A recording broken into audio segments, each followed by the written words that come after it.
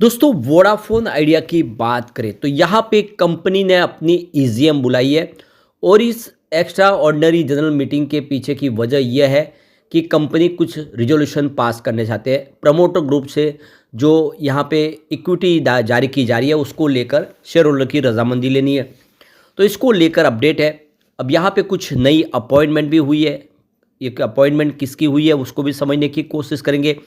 और Vodafone idea का future plan क्या है। अब आप देख ही सकते हो कि वोडाफोन आइडिया के लिए इस समय जो सबसे बड़ी प्रॉब्लम है वो है फंड। बहुत सारा कर्ज है वोडाफोन आइडिया पे, भारी भरकम कर्ज को चुकाना है और अपने बिजनेस को आगे बढ़ाना है। कंपनी बहुत ज़्यादा पिछड़ गई है एयरटेल और जियो से, जबकि एक समय आप देख सकते हो कि जियो का तो नामो निशानी था और एयरटेल के टक्कर में थी वोडाफोन और आइडिया, जो दोनों अलग अलग कंपनियां थी। इन्होंने मर्जर का फैसला किया और ये इनके लिए नुकसानदेह साबित हुआ। जैसे इनका मर्जर हुआ इनकी स्थिति बहुत ज़्यादा खराब हो गई। मर्जर के पहले आइडिया और वोडाफोन दोनों ही अच्छा कर रहे थे। अब आगे की क्या संभावना बन रही है उसको समझने की कोशिश करते हैं और यहाँ पे जो लेटेस्ट अपडेट है उसको भी जानते हैं इस वीडियो के माध्यम से। लेकिन फ्रेंड्स उससे पहले अगर आप पहली बार हमारे चैनल पे आए तो चैनल को सब्सक्राइब कर दीजिए, एक बेल आइकॉन दबा दीजिए ताकि जब भी नया वीडियो बने पहला नोटिफिकेशन आपको मिले। वीडियो पसंद आए तो लाइक से ज़रूर कीजिए। चलो फ्रेंड्स वीडियो स्टार्ट करते हैं। मैं हूँ आपका दोस्त एस बी दवे और हमारे अपने चैनल ऑनलाइन कमाई में आपका बहुत बहुत स्वागत है। तो सबसे पहले वोडाफोन आइडिया के कारोबार की बात कर ले तो देख सकते हो कि BSE स्टॉक की शुरुआत निगेटिव हुई 7.83 पर, क्लोजिंग 7.87 के आसपास थी गुरुवार के दिन। इंट्राडे में 7.68 का लो बना, स्टॉक नीचे गया लेकिन यहाँ से एक अच्छी तेजी लौट के आई। निचले लेवल से खरीदारी के दम पे स्टॉक 8.07 का हाई बनाने में कामयाब रहा, यानी स्टॉक ने फिर से 8 के स्तर को छुआ। लेकिन क्लोजिंग थोड़ी सी नीचे यानी 7.99 पर रही, जहाँ पे देख सकते हो कि 1.52% की तेजी थी। और रोज की तरफ वॉल्यूम ज़बरदस्त है, वॉल्यूम टॉपर बना हुआ है। यहाँ पे इसकी परफॉर्मेंस देखें तो बहुत दिन से स्टॉक अगर आप देखें तो इस समय 8 रुपये के आसपास ही ट्रेड करा है। वैसे 6.5 से स्टॉक ने दौड़ना शुरू किया था और आप ये देख सकते हो कि 27 नवंबर से अगर आप देखेंगे तो स्टॉक 8 रुपीज़ के आसपास है। 27 नवंबर को ये 8.34 के आसपास था। अब आप देख सकते हो कि उसी दिन इंट्राडे में 7.72 तक भी गया था। उसके बाद अब आप यहाँ से उसी लेवल में आपको लगातार इसको 8 के आसपास देखोगे। यहाँ तक कि 13 दिसंबर को भी इसमें आप देखें 7.99 का क्लोजिंग प्राइस है लेकिन हाई प्राइस 8.07 है। यानी आप समझ सकते हो कि 27 नवंबर से लेकर 13 दिसंबर तक प्राइस में कोई खास बदलाव देखने को नहीं मिला। थोड़ी अप डाउन जरूर देखने को मिली, 3-4 दिन की तेज गिरावट बनती है फिर थोड़ी सी तेजी बन रही है, एक कंसोलिडेट हो रहा है स्टॉक। अब जो बड़ी अपडेट निकल के आ रही है, कंपनी अपनी AGM बुलाने जा रही है। इसकी जानकारी एक्सचेंज को नोटिस के माध्यम से दी है। तो एक्स्ट्रा ऑर्डिनरी जनरल मीटिंग होने जा रही है और ये वोडाफोन आइडिया की जो मीटिंग होगी ये देख सकते हो कि मंगलवार 7 जनवरी 2025 को होने जा रही है। ये शाम को 4 बजे होगी और वीडियो कॉन्फ्रेंसिंग के माध्यम से और ऑडियो विजुअल के माध्यम से इससे जुड़ पाएंगे। अब आप देख सकते हो कि इसके अंदर जो रिजोल्यूशन पास करने हैं जिसमें इक्विटी शेयर और या फिर प्रेफरेंशियल बेसिस पे जो अलॉट करना है इक्विटी, उसके लिए स्पेशल रिजोल्यूशन के माध्यम से इस प्रस्ताव को पास किया जाएगा। इसके अलावा यहाँ पे 2 अपॉइंटमेंट हुई है। तो जो पहली अपॉइंटमेंट है मिस्टर चैलचुक कैरचे, ये एक नॉन एग्जीक्यूटिव डायरेक्टर के तौर पे कंपनी में जुड़े हैं। ये ऑर्डिनरी रिजोल्यूशन के माध्यम से इस प्रस्ताव को पास किया जाएगा।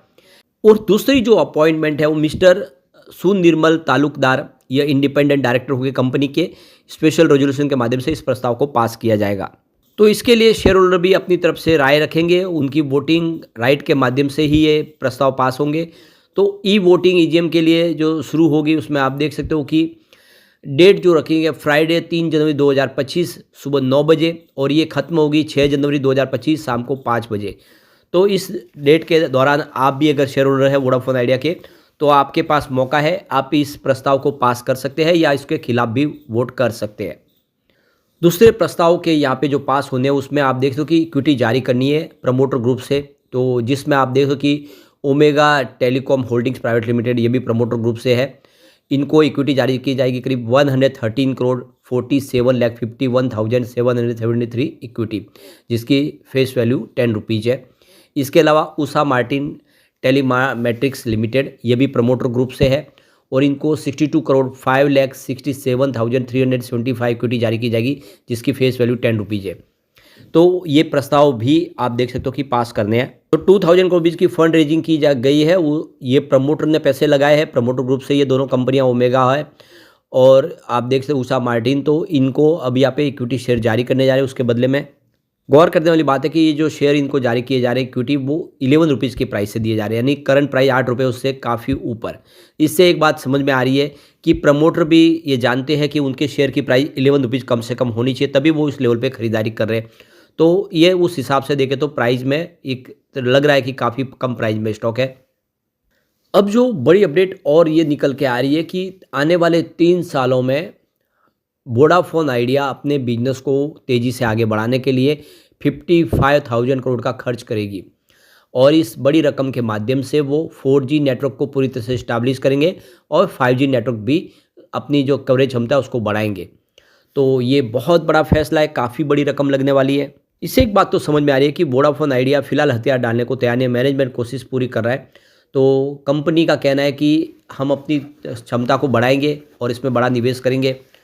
तो टेलीकॉम कंपनी ने निवेशकों को दिए गए प्रेजेंटेशन में बताया कि फाइनेंशियल ईयर 2025 की पहली छमाही में पहले ही हम 2000 करोड़ रुपये से अधिक का पूंजीगत खर्च कर चुके हैं। इसके चलते कंपनी की 4G क्षमता में 14% की वृद्धि हुई है। साथ ही 4G आबादी कवरेज में भी उल्लेखनीय बढ़ोतरी हुई है। इस अवधि के दौरान 2.2 करोड़ नए यूजर्स भी जुड़े कंपनी के साथ। वोडाफोन आइडिया ने फाइनेंशियल 2025 की दूसरी छमाही में अपने खर्च को बढ़ाने की योजना बनाई है। इसके नेटवर्क के विस्तार और सेवाओं को बेहतर बनाने के लिए करीब 8,000 करोड़ रुपीज़ के बजट का आवंटन किया गया है।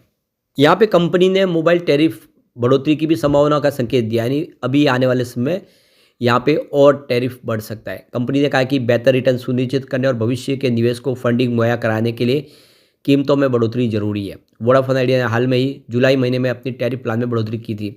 इससे पहले कंपनी ने आखिरी बढ़ोतरी 2021 में की थी। तो अभी भी लोगों को महंगे प्लान लग रहे हैं, लेकिन कंपनी का ये कहना है कि विश्व के दूसरे देशों के मुकाबले अभी भी हमारा यहाँ पे जो प्लान है वो काफ़ी सस्ते हैं, इसमें बड़ा कुछ अब बढ़ोतरी की गुंजाइश है। और देख सकते हो कि मोबाइल के इस्तेमाल में कई गुना बढ़ोतरी के कारण ARPU में काफ़ी गुंजाइश है, लेकिन ये इस्तेमाल मुताबिक नहीं बढ़ रहा है। तो ये बात भी है कि देख सकते हो कि जो एंट्री लेवल पे जो महंगे चार्ज तो हो गए। अगर आप पीछे जाके देखेंगे 2-3-4 साल पहले, तो आपको ये पता होगा कि पहले स्क्रैच कूपन आते थे 10 रुपये के, 20 रुपये के, 30 रुपये के। उन स्क्रैच कूपन से लोग एक एक महीना अपना मोबाइल इस्तेमाल करते थे। तो जहाँ पे छोटे ग्रामीण क्षेत्र थे, लोग सिर्फ 10 रुपये में अपना महीना निकाल लेते थे। वो सारे स्क्रैच कूपन बंद हो गए। अब जो मिनिमम प्लान है वो भी 100-150 के ऊपर हो गए, तो लोगों को महंगे लग रहे। इससे लोगों ने काफ़ी घर के जो मोबाइल थे वो कम कर दिए। किसी के घर में पहले 5 या 6 मोबाइल हुआ करते थे, अब उसकी जगह पे 3 रह गए। जो नेसेसरी है वही रख रहे, बाकी नंबर भी बंद कर रहे हैं। तो ये नुकसान भी हो रहा है। ऐसे देख लो कंपनियों के कस्टमर बेस कम ही हो रहा है और ऊपर से BSNL जो सर्विस सस्ती दे रहे हैं वहाँ पर भी कस्टमर शिफ्ट हो रहे हैं। और इन सब से निपटना है वोडाफोन आइडिया को, क्योंकि बहुत सारा पैसा चाहिए, लेकिन कंपनी की कोशिश जारी है और नतीजा आने वाले समय देखने को मिल सकता है। वैसे वोडाफोन आइडिया देख सकते हो कि अभी बहुत ज़्यादा दबाव में है और सबसे बड़ी जो उनकी लड़ाई है वो यहाँ पे अपने आप को फिर से खड़ा करने की है और इसके लिए जब प्रमोटर और पैसे लगाएंगे तभी कुछ हो पाएगा। लेकिन अभी फ़िलहाल 5G सर्विस जब तक शुरू नहीं होगी, नए कस्टमर की तरफ ऐड होना भी मुश्किल है उनके लिए। तो अभी ये समय थोड़ा सा मुश्किल है, कोशिश जारी है, देखते आगे क्या होता है। लेकिन फ्रेंड्स, कोई भी इन्वेस्टमेंट करने से पहले अपने फाइनेंशियल एडवाइज़र से एडवाइस ले ले या अपना खुद का रिसर्च करें, क्योंकि मैंने वीडियो आपके एजुकेशनल पर्पज़ के लिए ही बनाए। वीडियो पसंद आए तो लाइक शेयर जरूर कीजिए और चैनल को सब्सक्राइब कर दीजिए। Thank you friends.